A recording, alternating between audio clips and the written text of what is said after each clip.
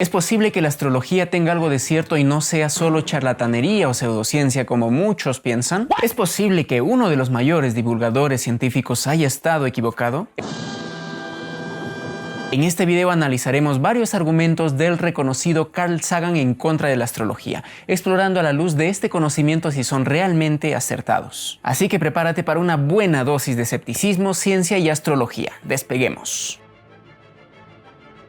Por si no lo conoces, Carl Sagan fue un hombre de ciencias, astrónomo, astrofísico, cosmólogo, astrobiólogo, que además promovió la búsqueda de la vida extraterrestre y estudió a Venus, y lo vivió intensamente astrológicamente hablando. Pero que es conocido principalmente por ser un destacado divulgador científico, que promovió el pensamiento escéptico y el método científico frente a la actitud ingenua o perezosa de creer todo lo que se dice y de ser rigurosos a la hora de buscar el conocimiento, labor que desde Aster Anima reconocemos, admiramos y promovemos. Y dentro de esa cruzada señaló muchas falacias y errores de razonamientos, abordando temas tales como la cara de Marte, la Atlántida, los círculos de las cosechas, el Triángulo de las Bermudas, abducciones extraterrestres, una serie de prácticas New Age y, como lo supondrás, la astrología. Así que ahora acerquémonos a algunos de los planteamientos de Sagan y analicémoslo desde una perspectiva astrológica. El primero de ellos es materia recurrente en nuestro canal y ya lo abordamos cuando refutamos a Alberto Rojo y a Javier Santaolalla, pero aquí vamos nuevamente. La astrología no es horoscopía. Los horóscopos no reflejan ni son producto de una astrología bien entendida y practicada. Es cierto, y le doy toda la razón del mundo a Sagan y a los millones de escépticos cuando critican esa versión tan amplísimamente popularizada de la astrología que se encuentra en los horóscopos, los climas astrales,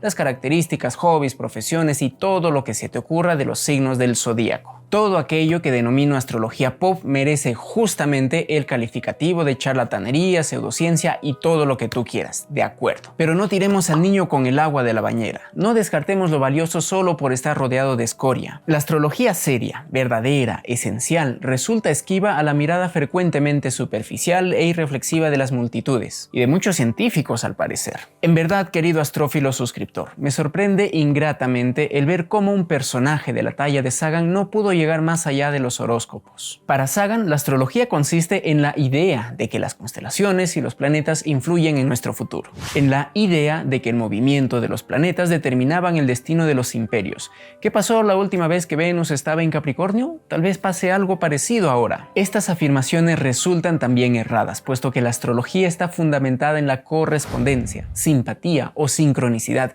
entre los ciclos planetarios y lo que ocurre en la Tierra, no en una causalidad o influencia física. De ahí que cuando Sagan dice How could the rising of Mars at the moment of my birth affect me, then?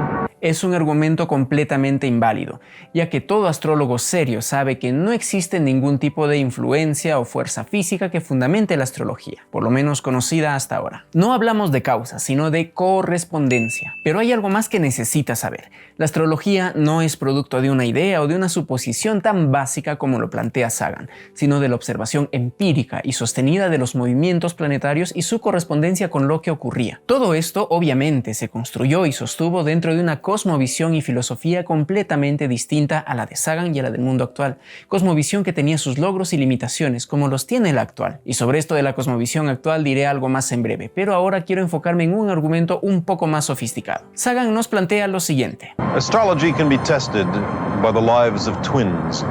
There are many real cases like this. One twin is killed in childhood in, say, a riding accident or is struck by lightning, but the other lives to a prosperous old age. Suppose that happened to me. My twin and I would be born in precisely the same place, and within minutes of each other, exactly the same planets would be rising at our births. If astrology were valid, how could we have such profoundly different fates? Esta es una cuestión más interesante y le daremos dos respuestas. Para empezar, los gemelos no nacen exactamente en el mismo momento y una diferencia de tan solo 4 minutos equivale a un grado de arco de diferencia en la posición de la eclíptica respecto al horizonte, lo cual puede significar el cambio en el emplazamiento de los signos o los planetas en las casas, lo cual ya nos hablaría de panoramas diferentes. Es más, al aplicar técnicas pronósticas, un grado de arco puede equivaler a un año de diferencia en lo ocurrencia de algún evento. Pero como Sagan no se dio a la tarea de estudiar astrología, desconocía la domificación de la carta, las regencias planetarias, las técnicas pronósticas y muchas cosas más. ¿Qué es lo que conocía? Los horóscopos. ¿Es en serio, Carl? Pero bueno, vamos con el segundo argumento que me parece más completo en contra de esta vaina de si la astrología funciona porque los gemelos son diferentes. Resulta imprescindible que sepas esto. Cuando hablamos de símbolos astrológicos, estos no se reducen a una única expresión concreta, pues hablan del principio inmaterial más allá de la forma. En un lenguaje junguiano diríamos que los símbolos astrológicos, Aries, Saturno, Piscis, son imágenes arquetípicas de arquetipos en sí incognoscibles. Pero como frecuentemente un científico no se interesa por estudiar la psique y tiene conocimientos muy rudimentarios en psicología analítica, te pongo este otro ejemplo. Imagina que un símbolo astrológico es semejante a pi, en tanto que pi existe como una abstracción de una constante que nunca nadie ha visto o tocado directamente, pero que está presente de una manera más o menos imperfecta en todo aquello que tenga forma circular. Pi, al igual que la idea de la circunferencia, existe en la dimensión de lo abstracto, aunque da cuenta de una constante, un principio presente en objetos y fenómenos concretos. Pues algo parecido ocurre con Capricornio o cualquier otro signo. Existe dentro de una dimensión abstracta, simbólica, que se expresa concretamente de incontables formas, siendo prácticamente inoperacionable. Claro que Pi es una constante matemática y Capricornio una imagen arquetípica. Por eso es que Venus en Capricornio, por ejemplo, nos habla de muchas áreas de la experiencia humana a la vez, no de una única manifestación concreta. Y otro punto muy importante, no es un elemento aislado, sino que su expresión dependerá de otros factores, tanto astrológicos como psicológicos y contextuales. Se me ocurre esto. El día en que se pueda escribir todas las cifras de Pi será el día en que se pueda definir qué es Capricornio. Chévere, Enrique, pero estabas hablando de los gemelos. Ah, sí, es que me emocioné. Retomo el tema. Imagina, por ejemplo, que nacen dos gemelos con Urano en el medio cielo, la Luna en la casa 12 y el Sol en conjunción a Saturno. Y aquí tomo solo 6 variables de las decenas que hay en una carta astral. Uno de ellos podría ser un astrónomo que vive en el desierto de Atacama trabajando en el observatorio ALMA. El otro podría ser un dirigente sindical que promueva la meditación como parte de los derechos laborales. O incluso, en otro contexto más loco, podría ser un médico que luego de recibir una descarga eléctrica opta por una aproximación al mundo de la parapsicología o lo onírico. Todas esas descripciones serían sumamente coherentes con estos emplazamientos en sus cartas natales. Así que extrae toda materia ceruminosa de tu contaminado conducto auditivo y acoge con placidez esta verdad. Una carta astral no se expresa de una única manera, pues la naturaleza polisémica del símbolo la recubre de innúmeras expresiones y formas. Siendo la expresión de los símbolos astrológicos virtualmente infinita, resulta cándido creer que dos personas serán iguales por tener cartas iguales. Como dije en otro video, ni siquiera dos personas con los mismos genes terminan teniendo vidas iguales, porque una cosa sería el astrogenotipo y otra el astrofenotipo. Porque sí, la astrología no niega el contexto u otras variables, sino que las incluye, describe y relaciona, pero ese ya es otro punto. Entonces, ¿por qué Carl afirma que ambos gemelos tendrían que llevar vidas exactamente iguales? Porque no estudió la astrología. Y por eso mismo luego dice: Astrology suggests a dangerous fatalism. If our lives are controlled by a set of traffic signals in the sky, why try to change anything? Sagan no sabe realmente qué sugiere la astrología y tiene la descabellada idea de que la astrología determina y predice la vida humana. Como dije, una cosa es predecir trayectorias de objetos en movimiento y hasta sistemas caóticos, si es que tienes la gracia de conocer realmente la condición inicial del sistema, y otra predecir el comportamiento humano. Las personas no somos solo entes mecánicos arrojados a las fuerzas físicas. Bueno, a veces sí. Somos un sistema de altísima complejidad. ¿En serio pide Sagan a la astrología algo que ni la ciencia logra? Eso ocurre por no estar familiarizado con la naturaleza de la psique y los lenguajes simbólicos, y por no comprender la estructura y dinámica de una carta astral. Y esto puede estar justificado hasta cierto punto por las afirmaciones de charlatanes y astromagufos que dan a la astrología un aire místico y supersticioso, que el común de los mortales puede creer, lo acepto. Pero en serio que tratándose de Sagan uno podría esperar un poco más.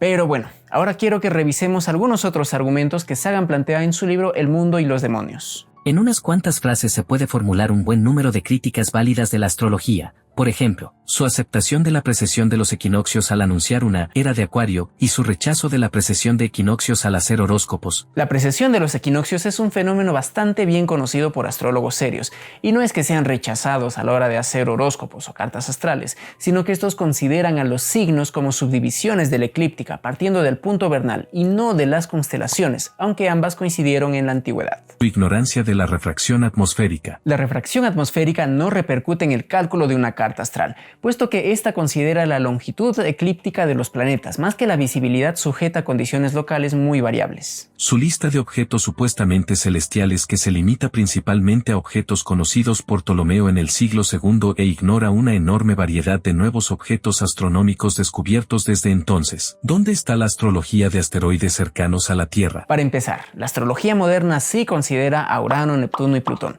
Que Sagan no se haya dado a la tarea de verificar esto no es problema de la astrología. Respecto a la pregunta de ¿dónde está la astrología de asteroides cercanos a la Tierra? Pues estaba y está en desarrollo. Cuando Sagan publicó El mundo y sus demonios ya existían algunos estudios sobre el papel e importancia de Quirón, Ceres, Palas y demás, pero lo más seguro es que Sagan ignorase eso. Claro, como no salía en los horóscopos. Sin embargo, esta crítica es válida, en tanto que no hay un consenso astrológico respecto a este punto.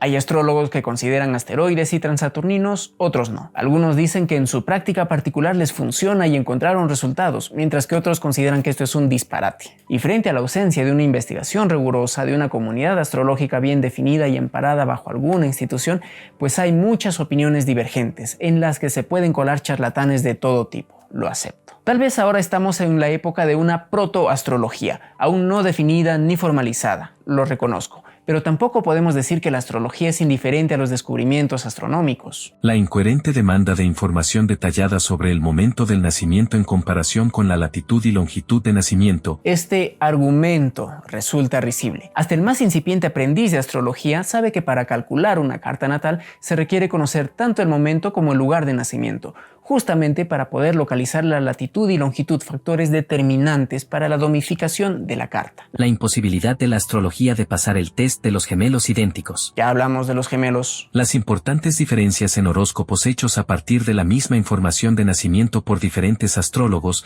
y la ausencia demostrada de correlación entre los horóscopos y los tests psicológicos, como el inventario multifásico de personalidad de Menasora. Aquí hay varias cosas. Por un lado, Sagan tiene razón en tanto que dos astrólogos pueden interpretar de manera diferente una misma carta astral, pero piensa que la sonata Hammerklavier de Beethoven suena diferente interpretada por Daniel Barenboim o por Valentina Lisitsa, aunque ambos tengan la misma partitura. Y es que la astrología no es un saber que arroje los mismos resultados que la ciencia, ni busca reemplazar a la astronomía. Recordemos que la astrología no estudia partículas o entidades físicas, sino la intrincada correspondencia simbólica entre el mundo psíquico y las vivencias físicas con la dinámica celeste. De ahí que la interpretación de una carta natal, a diferencia de una medición física, no solo tiene una imprescindible subjetividad, sino que por la naturaleza polisémica del símbolo no puede siempre circunscribirse a categorías físicas, o menos aún encasillarse a parámetros cuantitativos como intentan por ejemplo los test de personalidad. Y con esto no estoy diciendo que los test de personalidad no sirvan, ¿o sí? Pero debes de saber que una cosa es operacionalizar variables psicológicas de acuerdo a un marco teórico específico con la finalidad de medirlas y estandarizarlas con fines prácticos,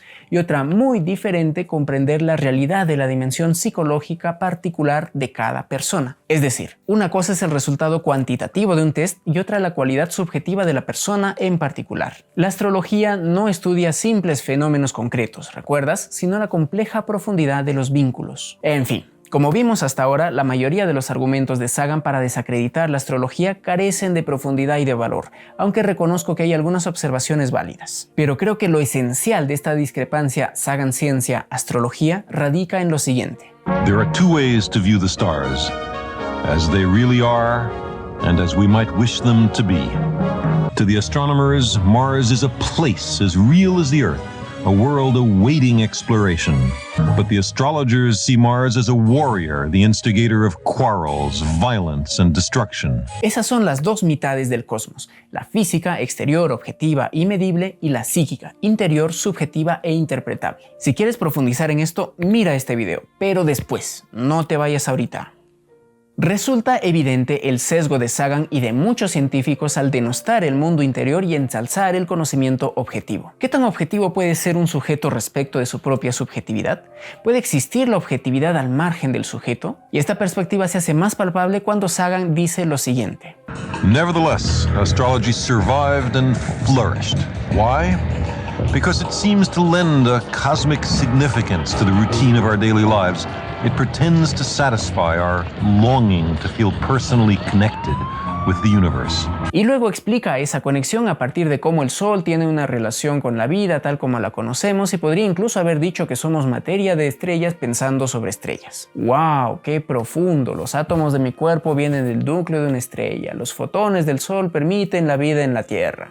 Bueno, o sea, sí es profundo, pero mira esto. Lo que propone la astrología es que todo está en el todo, y que lo que aparece ante nuestros ojos como físico en realidad corresponde a un orden implicado más vasto y enigmático, inaprensible a nuestra mente y lenguaje cotidianos, en el que el tiempo, el espacio o la idea de un yo individual evanecen dejando en claridad ciertos patrones y regularidades que configuran y dan un orden, tanto a la realidad física como a la realidad psíquica, que responden una a la otra, en la que existen tierras, mares, cielos, planetas y constelaciones fuera, pero también simbólicamente dentro de nosotros. Diría que el día en el que el astrofísico acompaña sus ecuaciones con canto y poesía, y el astrónomo sienta los púlsares y estrellas palpitar no solamente allá arriba a millones de años luz, sino latiendo dentro de su propio pecho, ese día, en ellos nace la astrología. En conclusión, la mayoría de los argumentos de Sagan contra la astrología evidencian un marcado desconocimiento de la misma y por ende están errados, además de una visión sesgada que considera la ciencia como la mejor o única forma de conocer,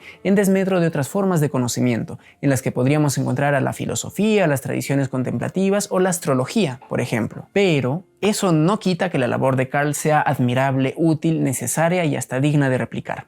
Así que no creas todo lo que escuchas, incluyendo mis palabras y las de otros astrólogos. Investiga por ti mismo y, como dijo Sagan, no te conformes con creer, busca conocer. Gracias por estos minutos de tu vida. Sigue tu estrella y ve hacia adentro. Y para que deseches de una vez por todas ciertas ideas incorrectas sobre la astrología, ve este video en el que abordamos 5 grandes mitos. Infórmate, no creas. Planes y astromagufos que dan a la astrología un aire un callo.